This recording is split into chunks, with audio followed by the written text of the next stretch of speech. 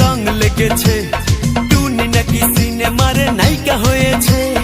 রং লেগেছে, টুনির রং লেগেছে, টুনি নাকি সিনেমার নায়িকা হয়েছে। সেই ছবিতে নায়ক নাকি থাকবে সাকিব খান, ছবিটার নাম নাকি তুমি আমার জান। টুনির জ্বালায় এবার আমার যাবে রে প্রাণ, যাবে রে প্রাণ। রং লেগেছে, মনে রং লেগেছে, টুনি নাকি সিনেমার নায়িকা হয়েছে।